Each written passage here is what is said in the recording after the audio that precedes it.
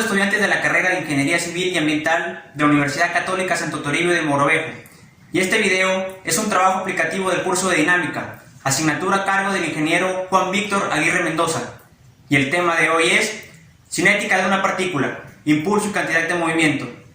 Comencemos. Explicaremos el principio de impulso y cantidad de movimiento, analizaremos la mecánica del impacto, la cantidad de movimiento angular y el flujo continuo de corriente de un fluido. Además, mostraremos aplicaciones y desarrollaremos ejercicios. Ponte cómodo y quédate con nosotros, porque cuando se trata de aprender, las limitaciones se dejan de lado.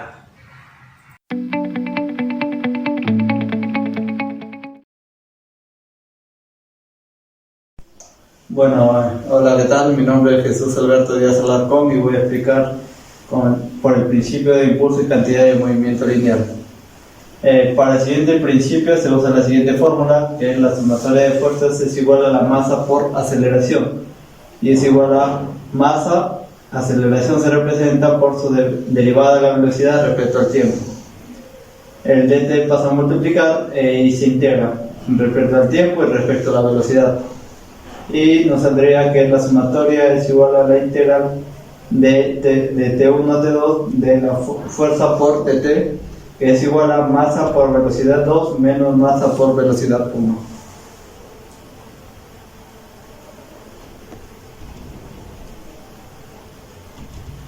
Bueno, la cantidad de movimiento lineal viene a ser representado por masa por velocidad, que es el movimiento inicial que tiene el objeto o la partícula. Puede ser representado de las siguientes unidades: kilogramos por masa sobre segundo o el joule por pie sobre segundo.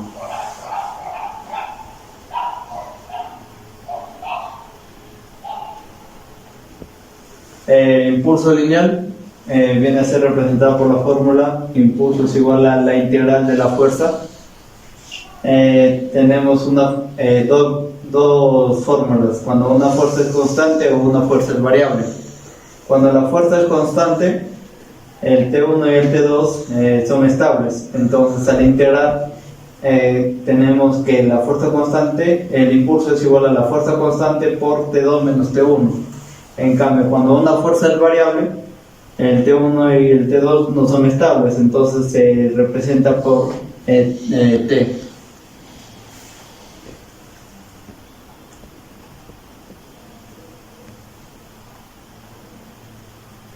Y entonces, para calcular el principio de impulso y cantidad de movimiento lineal, es igual al movimiento inicial más el impulso que va a tener el objeto, y se obtiene un movimiento final. Acá vendrá a ser la fórmula respecto a los ejes, en el eje X, Y y Z. La fuerza también varía en el eje X, Y y Z, y las velocidades también. Y acá vendrá a ser el gráfico del principio, ¿no? Tenemos un movimiento inicial que tiene la partícula más el impulso que se le da a la partícula, y se obtiene un movimiento final.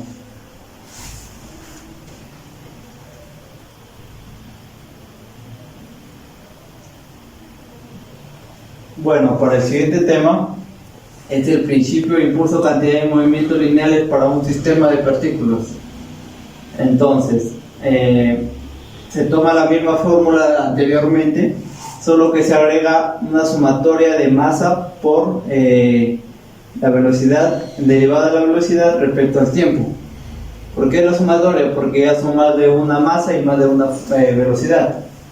Entonces, también la fórmula del principio varía por acá agregar la sumatoria, y las velocidades sí, porque son más de una velocidad. Entonces, hay una masa por su velocidad g. ¿Qué velocidad g? Es el centro de masa de todas las partículas, y es igual a la sumatoria de la masa por velocidad i.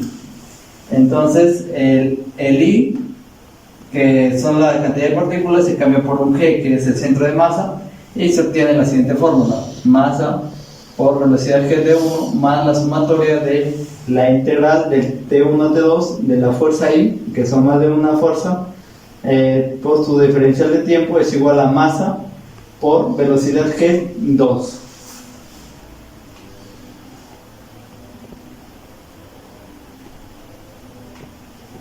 Conservación de la cantidad de movimiento lineal en un sistema de partículas.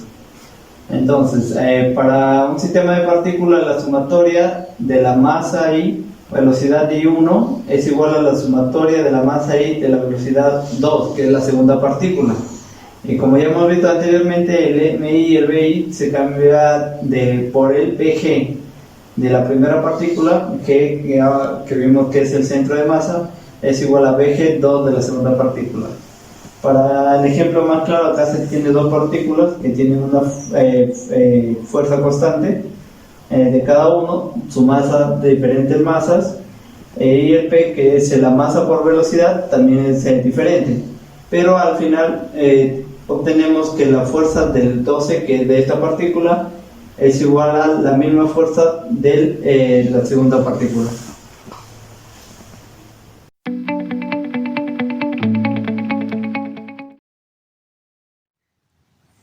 Mi nombre es Gustavo Alonso Talledo Baila y en esta parte del video yo les voy a explicar acerca del impacto.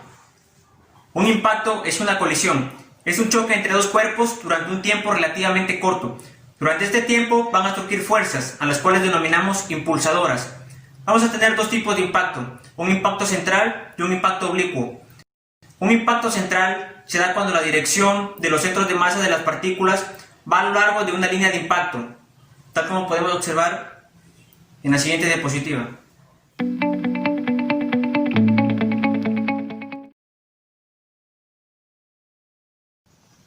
Para ejemplificar esto, vamos a suponer que tenemos dos cuerpos, cada uno con cierta cantidad de movimiento inicial, uno con mayor velocidad que el otro y en la misma dirección, de tal manera que después de cierto tiempo va a haber un impacto.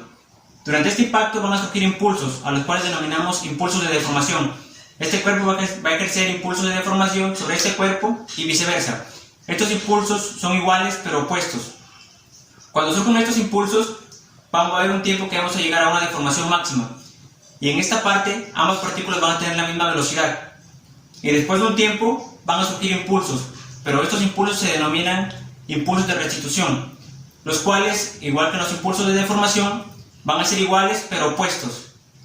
Luego de que surjan estos impulsos, la posición final de esta partícula va a ser la siguiente. La partícula que tenía menor velocidad al inicio va a tener mayor velocidad, mientras que la partícula que tenía mayor velocidad al inicio va a tener menos velocidad, de la siguiente manera.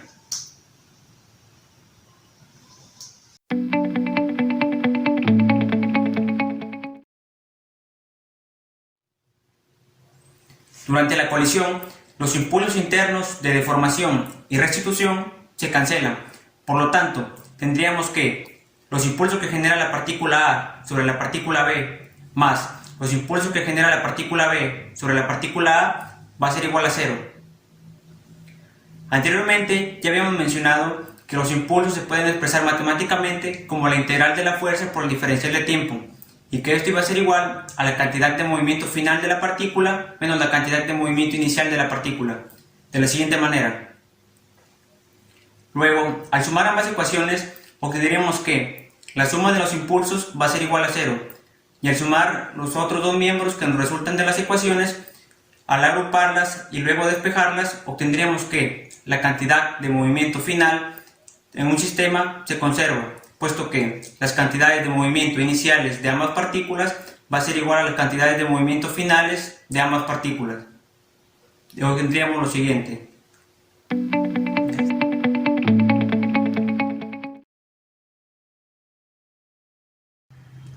El coeficiente de restitución es la relación del impulso de restitución al impulso de deformación. Para esto debemos aplicar el principio de impulso y cantidad de movimiento tanto para la partícula A como para la partícula B, desde la posición inicial hasta la deformación máxima. Para el caso de la partícula A, tendríamos entonces que la cantidad de movimiento inicial de la partícula A menos el impulso de deformación que ejerce la partícula B sobre la partícula A va a ser igual a la cantidad de movimiento de la partícula A en la deformación máxima. El signo es negativo puesto que el impulso que ejerce B sobre A se da de la siguiente manera y la partícula A va así. Para la partícula B tendríamos algo similar, variaría la masa por supuesto y el impulso de deformación sería positivo. Despejamos en ambas ecuaciones el impulso de deformación y lo dejaríamos ahí por un momento. Luego, tendremos que aplicar el principio de impulso y cantidad de movimiento desde la deformación máxima hasta la posición final. Para el caso de la partícula A, tendremos que la cantidad de movimiento de la partícula A en la deformación máxima menos el impulso de restitución va a ser igual a la cantidad de movimiento final de la partícula A. Para la partícula B sería similar, y tal como en el caso anterior, cambiaría el signo del impulso. Luego despejaríamos en ambas ecuaciones el impulso de restitución y obtendríamos lo siguiente. Después, como paso final, tendremos que aplicar la definición de coeficiente de restitución, y para ello tendríamos que dividir el impulso de restitución entre el impulso de deformación en ambas ecuaciones. Como podemos observar, en ambas ecuaciones podemos simplificar la variable masa según la partícula y nos quedaría lo siguiente.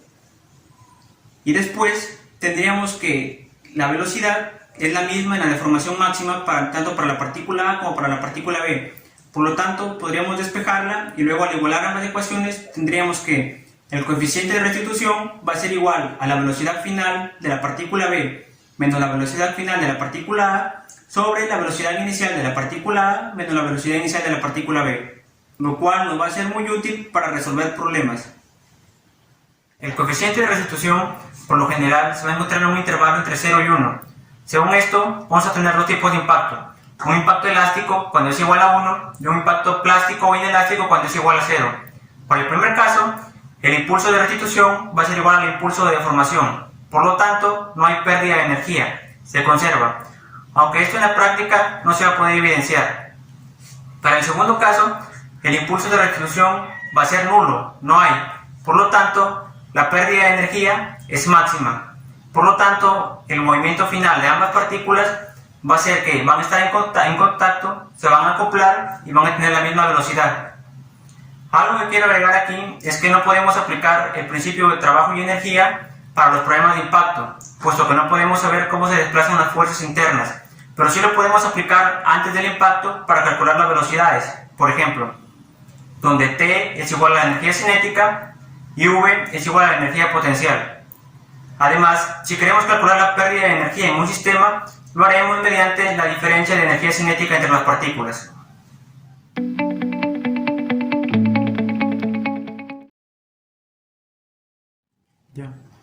Un impacto oblicuo se da cuando el movimiento de una de las dos partículas forma un ángulo con la línea de impacto. De la siguiente manera, supongamos que tenemos dos partículas que viajan en esta dirección y después de cierto tiempo va a haber un impacto, una colisión, donde la línea de impacto se ubica de la siguiente manera y la cantidad de movimiento de cada partícula va en esta dirección. Para poder resolver problemas de este tipo, tenemos que descomponer el vector cantidad de movimiento tanto en el eje X como en el eje Y. Además, debemos sumarle el impulso que generan las partículas una sobre la otra, lo que nos da como resultado que cada partícula tenga una cantidad de movimiento final también expresada en sus componentes. Para obtener las fórmulas de este tipo de impacto, vamos a aplicar los principios ya estudiados.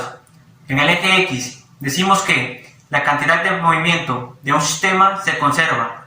Por ello, la suma de la cantidad de movimiento en el eje X de ambas partículas va a ser la misma antes y después del impacto. Si aplicamos la definición de coeficiente de restitución, llegaríamos a una fórmula parecida a la del impacto central, pero esta vez con las componentes en X. Y ahora en el eje Y, si tenemos en cuenta que no hay impulsos en este eje, llegaríamos a la conclusión de que las velocidades de ambas partículas son las mismas antes y después del impacto.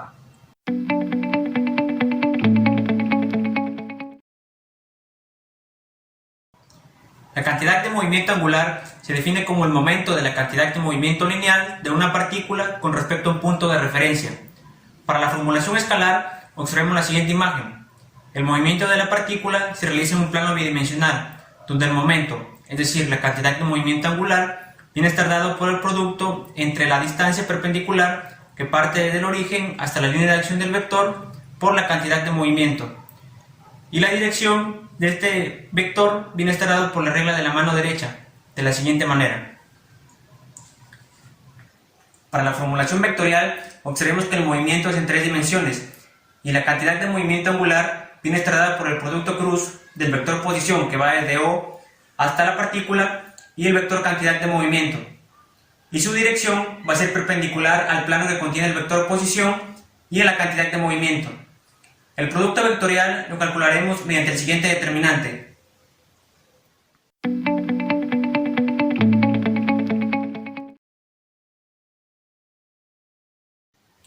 Sobre la partícula actúan varias fuerzas, las cuales en la gráfica se representan por medio de la sumatoria de estas. Ahora debemos partir de la ecuación del movimiento, que nos dice que la sumatoria de fuerzas va a ser igual a la masa por la derivada de la velocidad con respecto al tiempo. Además, el momento que ejercen estas fuerzas con respecto al punto O va a ser igual al producto cruz del vector posición por la masa por la derivada de la velocidad, es decir, el producto cruz del vector posición por la sumatoria de estas fuerzas. Además debemos considerar que la derivada de la cantidad de movimiento angular con respecto al tiempo va a ser igual a la derivada de la posición por la masa por la velocidad más la posición por la masa por la derivada de la velocidad. Si nos damos cuenta, el primer término del lado derecho se puede escribir como la masa por el producto cruz de la derivada de la posición por sí mismo, lo cual es cero. Por lo tanto, llegamos a la conclusión de que los momentos de las fuerzas resultantes de la sumatoria de todas las fuerzas con respecto al punto O va a ser igual a la razón de cambio con respecto al tiempo de la cantidad de movimiento angular del sistema. Ahora, si hablamos de un sistema de partículas, tendremos entonces que la sumatoria de todos los momentos que ejercen todas las fuerzas que actúan sobre la partícula con respecto al punto O va a ser igual a la razón de cambio con respecto al tiempo de la cantidad de movimiento angular total del sistema.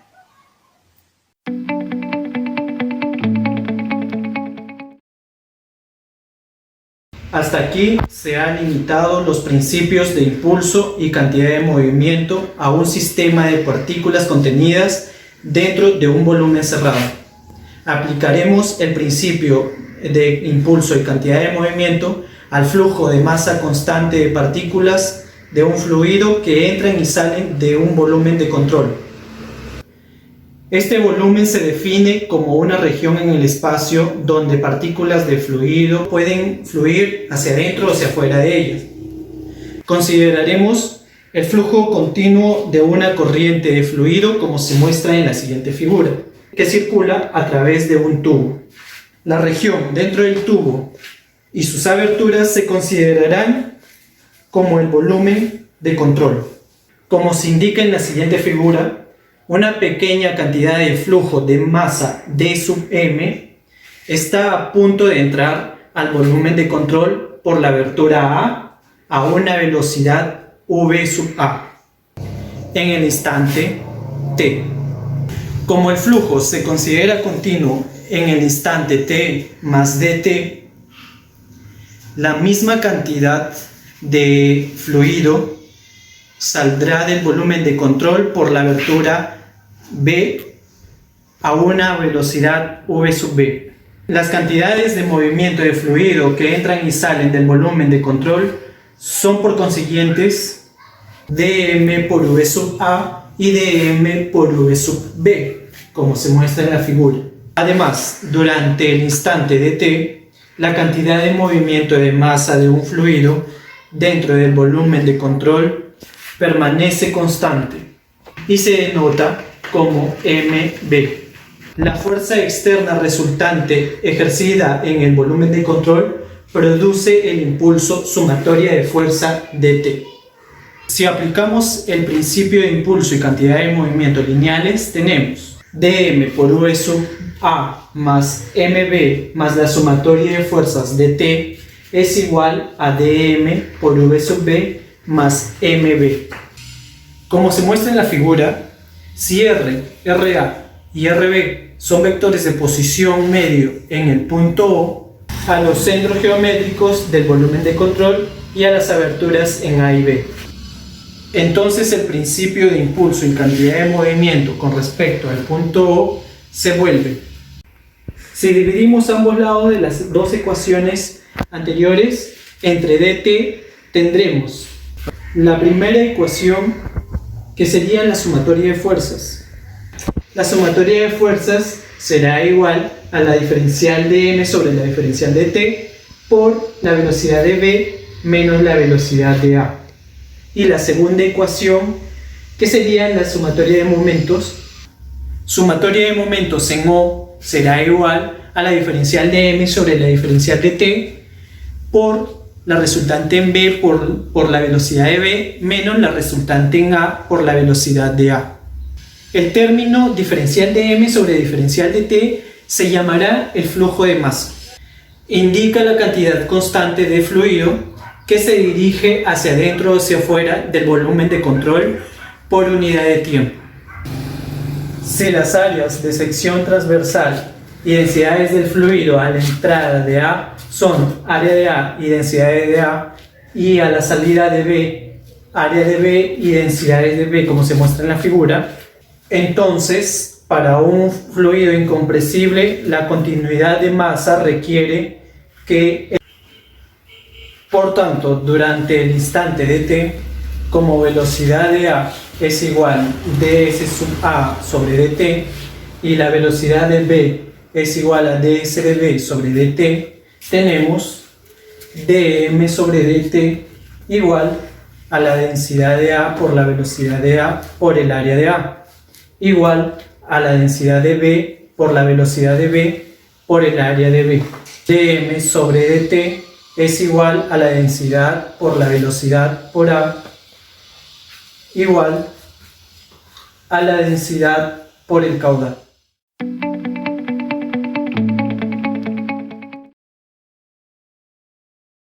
El siguiente tema es la propulsión con masa variable. En este caso veremos el punto de un volumen de control que pierde masa. Consideraremos un dispositivo como por ejemplo un cohete, que en un momento dado tiene una masa m y se desplaza con una velocidad v, como se muestra en la figura. En ese mismo instante el dispositivo expulsa la cantidad de masa m sub e con una velocidad de flujo v sub e. Para el análisis, el volumen de control incluirá tanto la masa m del dispositivo como la masa expulsada m sub e. Durante el tiempo de t, su velocidad se incrementa de v a v más dv, puesto que su cantidad de masa dm sub e ha sido expulsada y por tanto se incrementó el escape. Este incremento de la velocidad hacia adelante, sin embargo, no cambia con la velocidad v sub e de la masa expulsada, como lo vería un observador fijo, puesto que la masa se mueve a una velocidad constante una vez haya sido expulsada. Los impulsos son creados por la sumatoria de fuerzas CB, la cual representa la resultante de todas las fuerzas externas, como resistencia al avance y peso, que actúan en el volumen de control en la dirección del movimiento. Esta resultante de fuerzas no incluye la fuerza que impulsa la fuerza de control hacia adelante, puesto que esta fuerza llamada empuje es interna al volumen de control, es decir, el empuje actúa con magnitud igual pero dirección opuesta en la masa m del dispositivo y la masa expulsada m sub e.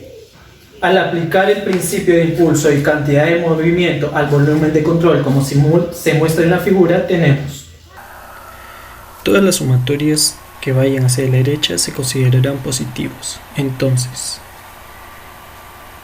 mb menos m sub e por v sub e más sumatoria de fuerzas de cb por dt será igual a m menos d sub me por v más dv menos me más dme por ve, o la sumatoria de fuerzas de cb por dt será igual a menos v por dm sub e más m por dv menos dm sub e por dv menos ve por dm sub e. Sin perder precisión, se puede omitir el tercer término del lado derecho, puesto que es una diferencial de segundo grado. Al dividir entre dt, obtenemos que la sumatoria de fuerzas en cb es igual a m por la diferencial de B sobre dt menos V más V sub E por la diferencial de M sub E sobre dt.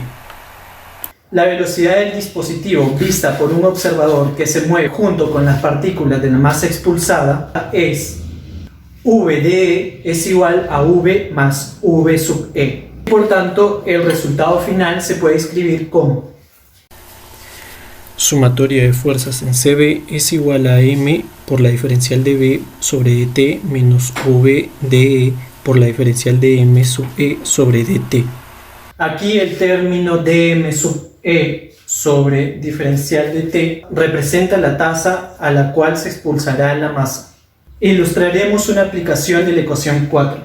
Consideraremos como ejemplo un cohete, cuyo peso es W y que asciende contra una fuerza de resistencia atmosférica F sub D. El volumen de control que se considerará se compone de la masa del cohete y de la masa del gas expulsado M sub E. Al aplicar la ecuación 4 obtendremos todas las fuerzas que vayan hacia arriba se considerarán positivos. Entonces tenemos que menos F de E menos el peso será igual al peso sobre la gravedad por la diferencial de B sobre dt menos V de E por la diferencial de M sobre dt.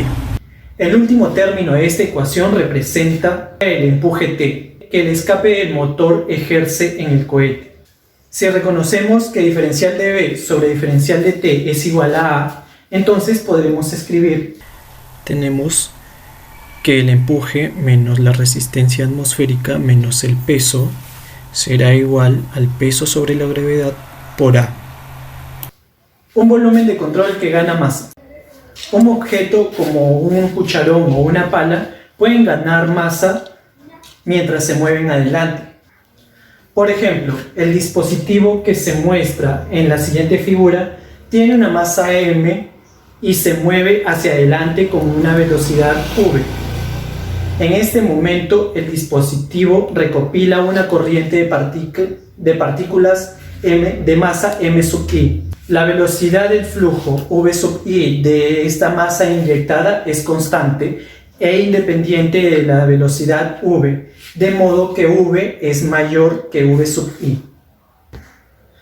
En la siguiente figura se muestran los diagramas de impulso y cantidad de movimiento. Junto con un incremento de masa de m sub i adquirido por el dispositivo, existe un supuesto incremento de la velocidad dv durante el intervalo de tiempo dt. Este incremento lo causa el impulso creado por la sumatoria de fuerzas en CB, la resultante de todas las fuerzas que actúan en el volumen de control en la dirección del movimiento. La suma de las fuerzas no incluye la fuerza de retardo de la masa inyectada que actúa en el dispositivo. ¿Por qué?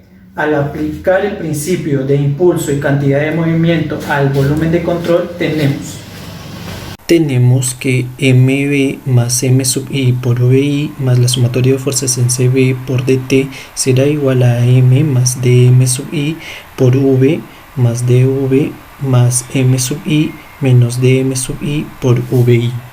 Si utilizamos el mismo procedimiento que en el caso anterior, podemos escribir la siguiente ecuación como sumatoria de fuerzas en cb será igual a m por dv sobre dt más v menos v sub i por dm sub i sobre dt.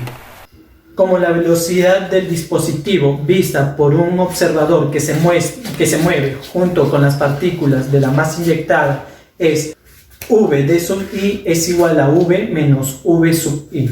Entonces el resultado final será sumatoria de fuerzas cb es igual a m por dv sobre dt más v de i por dm sub i sobre dt, donde dm sub i sobre d sub t es la masa inyectada al dispositivo.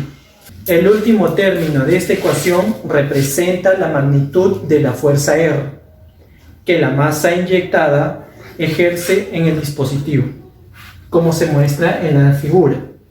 Como diferencial de B sobre dt es igual a la ecuación 5, se escribirá como la sumatoria de la fuerza cb menos la resultante será igual a m por a. Bueno, continuando con la exposición, vamos a ver algunas aplicaciones en la ingeniería.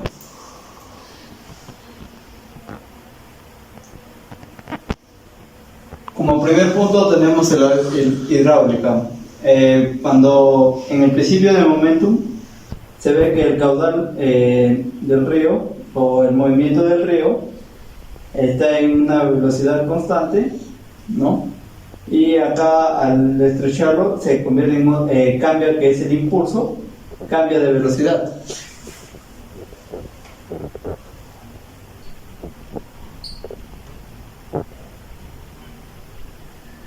Bueno, también para el diseño de edificaciones sismorresistentes se ve que la edificación tiene un movimiento inicial y el impulso vendría a ser el sismo en este caso, y se cambia a un movimiento final.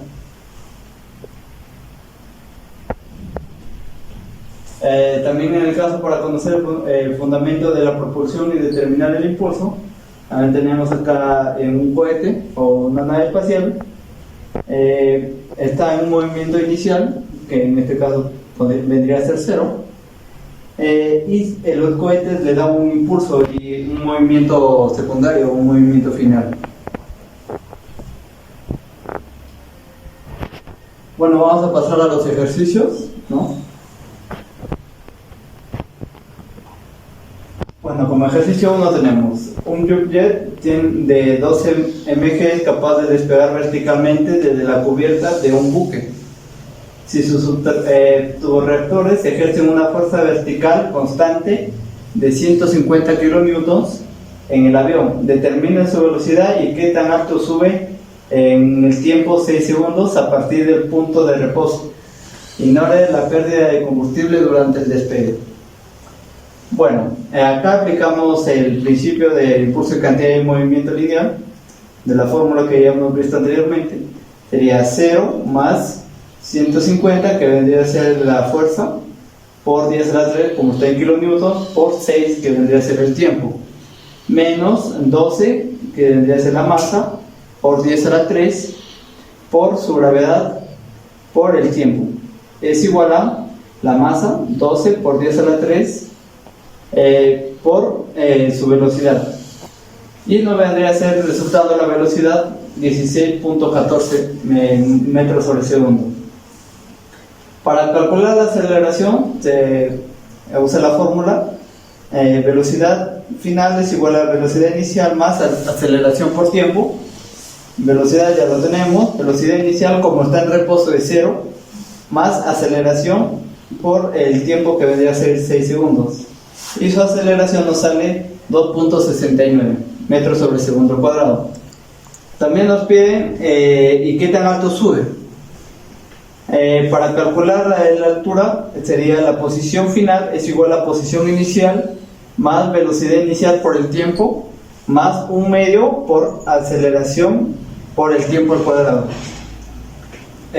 Posición final es igual a posición inicial es 0, velocidad inicial también es 0 porque está en reposo, más un medio por aceleración que hemos calculado por el tiempo al cuadrado. Y su posición final vendría a ser 48.4 metros. Ejercicio 2. El embalaje A de 100 libras se suelta desde el punto de reposo sobre la rampa lisa. Después de resbalar cuesta abajo, choca con el embalaje B de 200 libras que se encuentra apoyado contra el resorte de rigidez 600 libras por pie. Si el coeficiente de restitución entre los embalajes es 0,5, determina sus velocidades justo después del impacto. Además, ¿cuál es la compresión máxima del resorte? El resorte originalmente no está alargado. El problema nos pide determinar las velocidades después del impacto tanto para el embalaje A como para el embalaje B. Y nos da como datos que el peso del embalaje A es 100 libras, del embalaje B 200 libras, que la rigidez del resorte es 600 libras por pie y que el coeficiente de restitución entre ambos embalajes es 0,5. Este es un impacto central, puesto que el embalaje A se va a desplazar por esta superficie lisa y se va a impactar con el embalaje B. Y la dirección del movimiento de los centros de masa va a pasar a través de la línea de impacto. Por lo tanto, es un impacto central. En primer lugar, vamos a determinar cuál es la velocidad antes del impacto del embalaje A. Para ello, vamos a analizar este punto inicial hasta este punto. Consideremos una velocidad A2. Y para ello aplicaremos el principio de la conservación de la energía. Este principio nos dice que tanto la energía cinética como la energía potencial va a ser la misma al inicio y al final. La energía cinética es un medio de la masa por la velocidad al cuadrado, y la energía potencial, en este caso la gravitatoria, sería la masa por la gravedad por la altura. Puesto que el embalaje A se desplaza de esta manera, vamos a considerar nuestro sistema de referencia de la siguiente manera. Para acá los positivos, para acá los positivos, de esta manera. Entonces tendríamos que la velocidad inicial de A, en este caso en esta posición, sería 0, puesto que parte del reposo. Por lo tanto, esto es 0. La energía potencial en esta posición sería la masa por la gravedad, en este caso es el peso, que es 100, por la altura, que sería 12. Y esto va a ser igual a la energía cinética en esta posición, que es un medio de la masa, que la masa es el peso entre la gravedad, por la velocidad en este punto, que no la conozco, y pues nuestro dato está aquí. Entonces nuestra altura sería 0, por lo tanto ese término también es 0. Ahora vamos a calcular la velocidad A en este punto. Simplificaríamos esto, entonces tendríamos que la velocidad A en ese punto al cuadrado va a ser igual a 12 por 64,4. A multiplicar esto y sacarle raíz cuadrada, tenemos que la velocidad A2 en ese punto va a ser igual a 27,799 pies por segundo. Bien, ahora vamos a analizar qué es lo que sucede justo antes del impacto y justo después del impacto. Ya en el paso anterior habíamos calculado la velocidad en el punto 2, y la velocidad B antes del impacto va a ser igual a 0, puesto que está en reposo. Ahora vamos a aplicar uno de los principios estudiados anteriormente, que nos dice que la cantidad de movimiento en un sistema se conserva. Tenemos entonces que la sumatoria de las cantidades de movimiento entre las partículas antes del impacto va a ser igual a la sumatoria de las cantidades de movimiento de las partículas después del impacto. Y reemplazamos. La masa A va a ser igual al peso entre la gravedad por la velocidad en el punto 2, que es 27,799.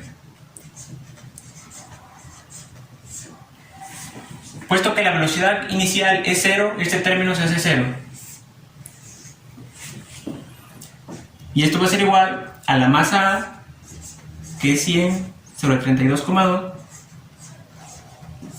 por la velocidad A después del impacto, más la masa de la partícula del embalaje B, que es 200 sobre 32,2, por la velocidad del embalaje B después del impacto. Simplificamos 32,2 en cada miembro de la ecuación y tendríamos entonces que 100 por la velocidad A después del impacto más 200 por la velocidad B después del impacto va a ser igual a 2779,9. Y tenemos una ecuación. Ahora vamos a aplicar otra definición, que es el coeficiente de restitución. Tenemos la siguiente fórmula. El coeficiente de restitución nos dice en el problema que es 0,5. Va a ser igual a la diferencia de las velocidades después del impacto, que no las conocemos,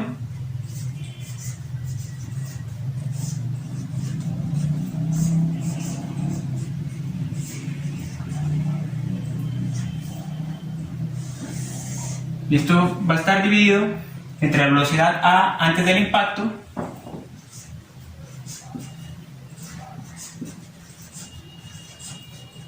menos la velocidad B antes del impacto, que es 0.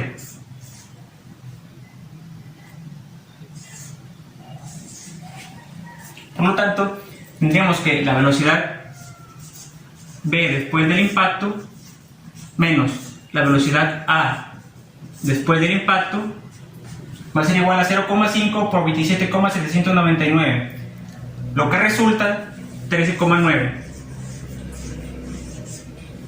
Y tenemos dos ecuaciones que nos van a permitir calcular las velocidades después del impacto. He copiado las fórmulas que hayamos obtenido anteriormente, y para poder calcular las velocidades después del impacto vamos a tener que desarrollar este sistema. Por lo tanto, la segunda ecuación la vamos a multiplicar por 100 y tendríamos entonces 100 por la velocidad v después del impacto menos 100 por la velocidad a después del impacto, y esto va a ser igual a 1390. Esos términos se cancelan. Tendríamos entonces que 300 por la velocidad v después del impacto va a ser igual a 4169,9. Por lo tanto, la velocidad v después del impacto es 13,9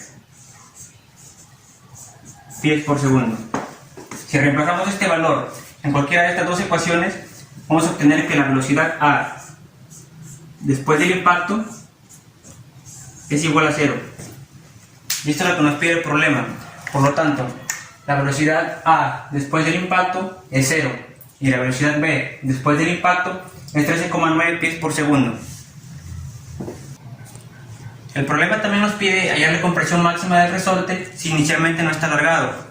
Esto solo se va a dar cuando el embalaje v después del impacto se va a detener momentáneamente en un instante. Es decir, para ello vamos a aplicar el principio de la conservación de energía, que es lo mismo que aplicamos para calcular la velocidad a en este punto. Tenemos lo siguiente. Como podemos observar, es la misma fórmula que aplicamos al inicio, con la única diferencia de que se trata del embalaje v y que la energía potencial es de tipo elástico, puesto que estamos trabajando con un resorte, donde K es la constante del resorte y S es el desplazamiento. Reemplazamos los datos, un medio de la masa B, que es 200 sobre 32,2, por la velocidad v después del impacto, que es 13,9 elevado al cuadrado, y puesto que inicialmente no está alargado, este término va a ser 0. Y ahora, esto va a ser igual a un medio de la masa por la velocidad, pero ya habíamos dicho que la velocidad debía ser 0 para que se cumpla. Por lo tanto, ese término también va a ser 0. Y entonces va a ser igual a un medio de la constante, que es 600,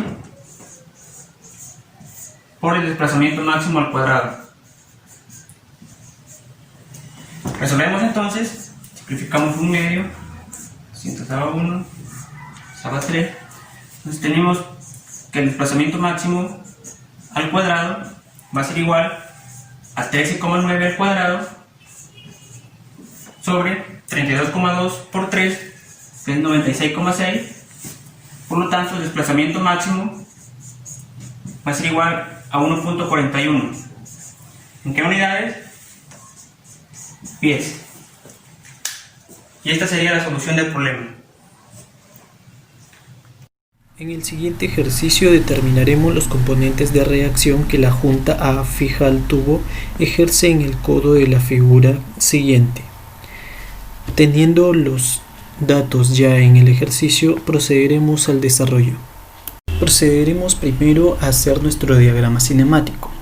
Consideraremos que el volumen de control es la superficie externa del codo.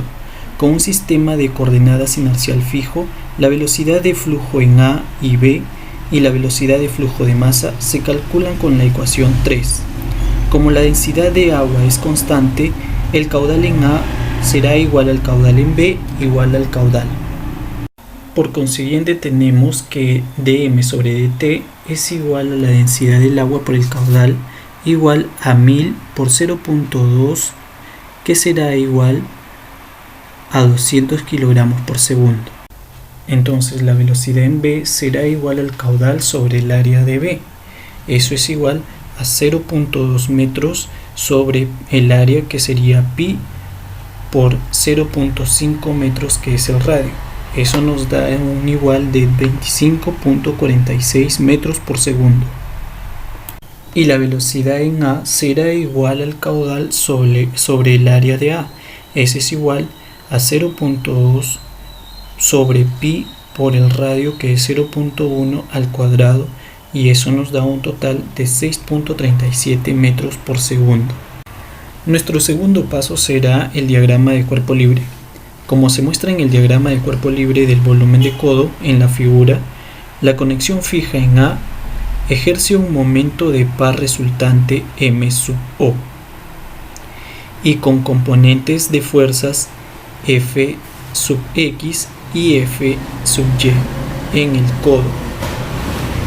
Debido a la presión estática en el tubo, la fuerza producida por la presión que actúa en la superficie del control abierta en A es F sub A igual a la densidad de A por el área de A. Entonces, con la ecuación tenemos que F de A es igual a la densidad de A por el área de A. Eso es igual a 100 por 10 al cubo por el área, que es pi por 0.1 metros al cuadrado. Eso nos da un total de 3141.6 newtons. En B no actúa ninguna presión estática, puesto que el agua se descarga a la presión atmosférica, es decir, la presión medida por un manómetro en B es igual a 0. A continuación determinamos las ecuaciones de flujo continuo. Aquí determinamos las sumatorias de fuerzas y la sumatoria de momentos.